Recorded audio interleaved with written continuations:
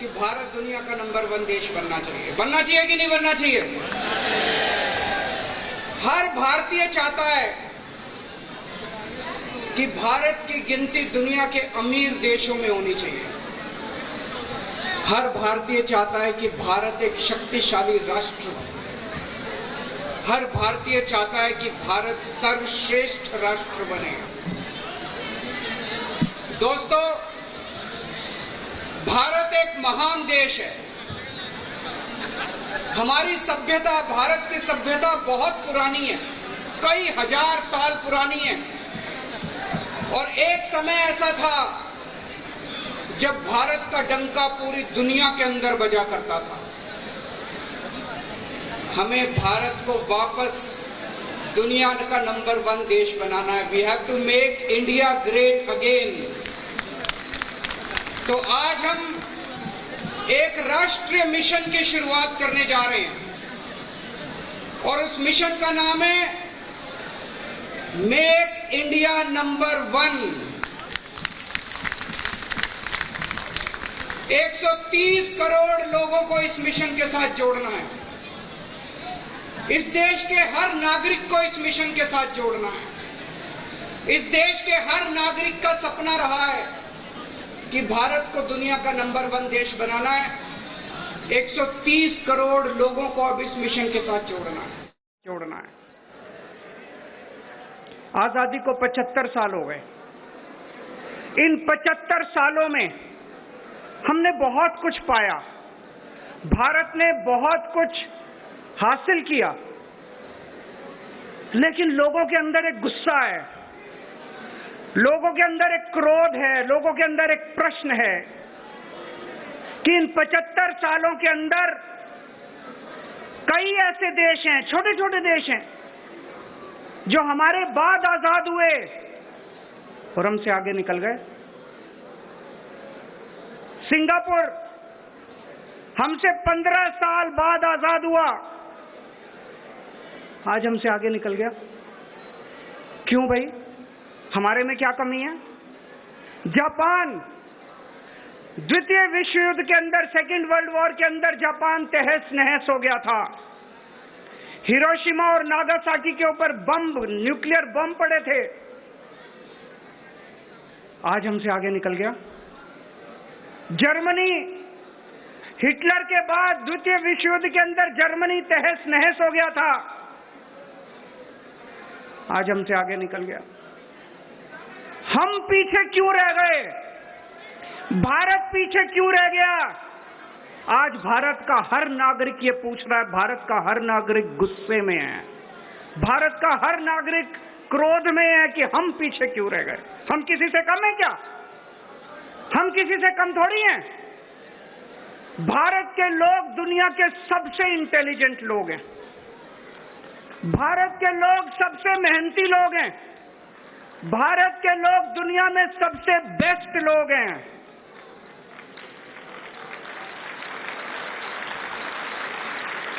फिर भी हम पीछे रह गए। भगवान ने भारत को सब कुछ देने में कोई कसर नहीं छोड़ी। सब कुछ दिया है भगवान ने हमें। भगवान ने हमें नदियां दी, पहाड़ दिए, जड़ी बूटियां दी, फसलें दी, समुद्र दिया। क्या नहीं दिया भगवान ने? इतना विशाल देश। और जब भगवान ने इंसान पैदा किया तो सबसे इंटेलिजेंट लोग भगवान ने इंडिया में पैदा किया।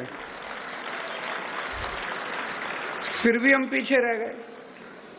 फिर हम पीछे क्यों रह गए? भारत आखिर पीछे क्यों रह गया? दोस्तों, अगर इनके भरोसे छोड़ दिया, इन पार्टियों और इन नेताओं के भरोसे छोड़ दिया, तो अगले 75 साल और पीछे रह जाएंगे। इनमें से किसी को अपना परिवार प्यारा है, इनमें से किसी को अपना दोस्त प्यारा है, किसी को भ्रष्टाचार करना है, किसी को देश लूटना है। इन 75 साल में इन्होंने अपने घर भरने के और अपने दोस्तों के घर भरने के सिवा कुछ नहीं किया।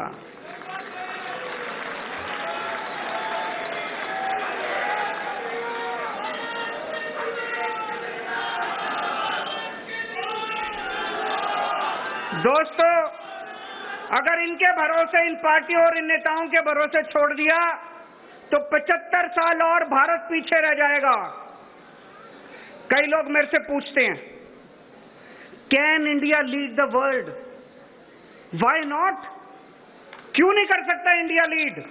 हमारे पास, हमारे देश में बेस्ट इंजीनियर हैं, बेस्ट डॉक्टर हैं, बेस्ट वकील हैं, बेस्ट साइंटिस्ट हैं, बेस्ट किसान हैं।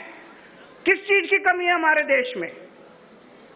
लेकिन एक ही शर्त है, देश के 130 करोड़ लोगों को अब साथ आना पड़ेगा। अब देश के लोगों को बागडोर संभालनी पड़ेगी, इनके भरोसे नहीं छोड़ सकते। देश के 130 करोड़ लोगों को, इंजीनियर, डॉक्टर, मजदूर, किसान, आदमी, औरत, अमीर, गरीब, इस जात के, उस जात के, इस धर्म के, उस धर्म के, सब लोगों को साथ आना पड़ेगा। 130 करोड़ लोगों को मिलके अब देश की बागडोर संभालनी पड़ेगी।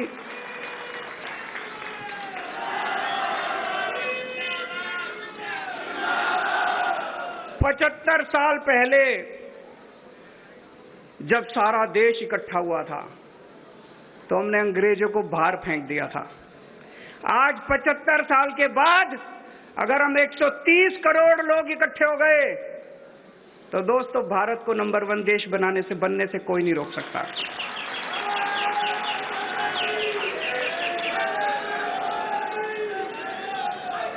एक शर्त है, 130 करोड़ लोगों को, ये हमारा परिवार है। 130 करोड़ लोगों का हमारा परिवार है, ये एक टीम है। हम सब लोगों को मिलके एक परिवार की तरह सोचना है, 130 करोड़ लोगों के परिवार की तरह सोचना है। हमारा कोई भी बच्चा बिना अच्छी शिक्षा के नहीं रहना चाहिए। देश आगे कैसे बढ़ेगा? देश दुनिया का नंबर 1 देश कैसे बनेगा? भारत दुनिया का नंबर 1 देश कैसे बनेगा? हमें अपने हर बच्चे को, 27 करोड़ बच्चे रोज स्कूलों में जाते हैं, हमें अपने हर बच्चे के लिए अच्छी शिक्षा का इंतजाम करना पड़ेगा, फ्री शिक्षा का इंतजाम करना पड़ेगा।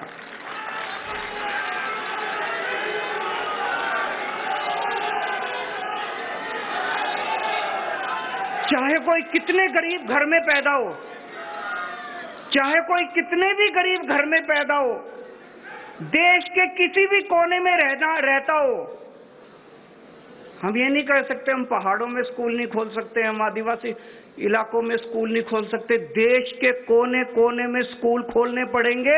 इसके लिए चाहे जितना पैसा खर्च करना पड़े अपने को, देश को चाहे जितना पैसा खर्च करना पड़े, सबसे पहला काम अपने को करना है, देश के हर बच्चे के लिए अच्छी शिक्षा का इंतजाम करना है।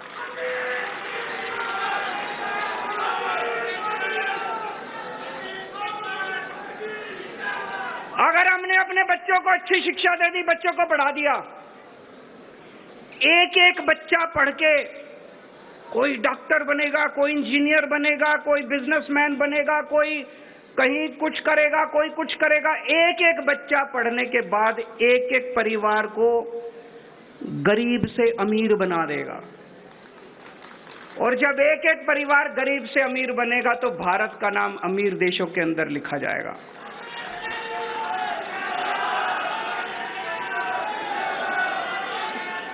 दूसरा काम अपने को करना पड़ेगा, अपने देश के एक एक आदमी के लिए, एक एक औरत के लिए, एक एक बुजुर्ग के लिए, एक एक युवा के लिए, एक एक बच्चे के लिए अच्छे से अच्छे इलाज का इंतजाम करना पड़ेगा। अगर बीमार हो जाए कोई, उसका अच्छे से अच्छा इलाज होना चाहिए कि नहीं होना चाहिए? अच्छे से अच्छे इलाज का इंतजाम करना पड़ेगा, फ्री में इलाज का इंतजाम करना पड़ेगा। उसकी दवा, उसका टेस्ट, उसकी इलाज, उसका ऑपरेशन, चाहे कितने भी लाख रुपए का खर्चा क्यों ना आए, चाहे कोई कितना भी गरीब क्यों ना हो, हर जिंदगी हमारे लिए इंपॉर्टेंट है, हर भारतीय हमारे लिए इंपॉर्टेंट है, भारत का हर नागरिक हमारे लिए इंपॉर्टेंट है। इसके लिए जरूरी है भारत के कोने कोने में, पूरे देश में, गांव-गांव में, कोने कोने में हमें स्कूल खोलने पड़ेंगे, हमें अस्पताल खोलने पड़ेंगे, हमें मोहल्ला क्लिनिक बनाने पड़ेंगे, हमें डिस्पेंसरी खोलनी पड़ेगी, डॉक्टरों का इंतजाम करना पड़ेगा, टीचरों का इंतजाम करना पड़ेगा। लेकिन सबसे पहली दो चीजें हमें अपने बच्चों के लिए शिक्षा का और अपने लोगों के लिए इलाज का इंतजाम करना पड़ेगा। तीसरी चीज, हमारी युवा शक्ति आज हमारी सबसे बड़ी ताकत है। आज लेकिन युवा बेरोजगार घूम रहे हैं, इनको रोजगार दिया जा सकता है अगर सही नियत और सही मैनेजमेंट हो, तो हमारे युवाओं को रोजगार दिया जा सकता है। रोजगारों को तीसरी चीज हमें करनी पड़ेगी, एक एक युवा के लिए रोजगार का इंतजाम करना पड़ेगा। एक भी युवा देश के अंदर बेरोजगार नहीं होना चाहिए। इसके लिए सबसे बड़ी प्राथमिकता देनी पड़ेगी, एक एक युवा के लिए रोजगार का इंतजाम करना पड़ेगा। चौथी चीज, हमारे देश की हर महिला को सम्मान मिलना चाहिए।